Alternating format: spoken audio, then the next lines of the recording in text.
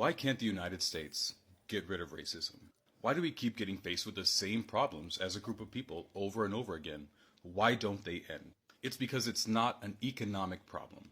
It's a problem of the domination of white people over black people. So you've got to understand that racism is a species or a subclass of domination. It's merely a rationalizing of the domination of one race over another. We've got to recognize that domination is a problem specifically for the people who are dominated. But the inverse is true as well. The domination by white people over black people benefits white people. And following, the dominator benefits from the problems afflicting the dominated, and so they must never, ever release us from that domination. And so as long as domination continues, the problems generated by that domination will continue as well. And even when one problem invented or created by domination appears to have been solved, what will happen? Another will arise, or the same problem will just take a different form.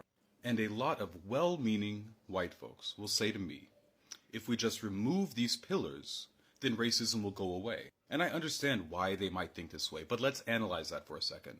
Let's look at a few pillars of racism and see if their removal caused white people to stop being racist. Did the institution of chattel slavery stop white folks from being racist? Well, of course not, because they starved 25% of all the black people in North America immediately after emancipation. And then the institution of chattel slavery just got morphed into Jim Crow, the legal re-enslaving of black people in North America. When they got rid of Jim Crow, did that stop white people from being racist? No, because they just found new ways to do it legally. They write the laws. After Jim Crow, we had housing discrimination. White people legally put covenants saying that black people couldn't live here or there. So the U.S. set up the Office of Housing and Urban Development, an organization primarily run by white people. And the funds for that, the vast majority went to white people because white people were facilitating the government program. Right now, most neighborhoods that black people live in are hyper-segregated. It didn't stop anything. When we ended voting discrimination, did that stop white people from being racist? No, it didn't, because they masked the same behavior under the title or the name of gerrymandering. But the effect is the same, the dilution of the black vote for the benefit of the white suburb. When we got affirmative action and the Civil Rights Act was passed, did that stop white people from being racist?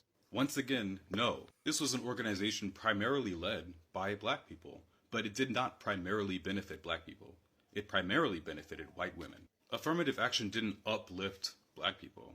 It just made everyone that wasn't a white male a minority. Did desegregation stop white folks from being racist? So you can see that even when a pillar or institution of racism gets removed, it'll just get morphed. And you can see that even when measures that are supposed to promote equality, like DEI, are instituted by the government, they can just be swatted away by an incoming administration. We are never going to get rid of racism in the United States in a multicultural society because you have opposing groups of cultures, one of which, the white people, benefit from the racism, from the racist institutions that oppress everyone else. And it doesn't matter if you overthrow capitalism, because it does not change the fact that these group of people benefit from the suffering of other groups of people. And so the only way we're going to get rid of racism, and the only way we're going to have peace, is we have to remove the control, the legislative and the economic control that white people have over everyone else. We have to remove the domination, or everything will just stay the same, fundamentally the same. Now, someone might say in the comments, aren't black people free? Can't you do everything that white people can do? And that's a really interesting idea, because it shows that freedom for white people, in their mind, is different than freedom for other groups of people. If I said to an American before the Revolutionary War, can't you do everything the British can do? Aren't you free to live where you please? There are American billionaires. Doesn't that mean you're free? They would say no, because the British get to make laws over us. The British will draft our children for their wars. The British exploit our economic labor that we should use for the benefit of our people instead of the British. If that's freedom for white people, then why isn't that freedom for us? Don't white people make laws over us? Can't they draft our children in the war? Don't they lock up a significant portion of our people to use in prison slave labor? Racism is not going to end until we are free from the people who benefit from the racism.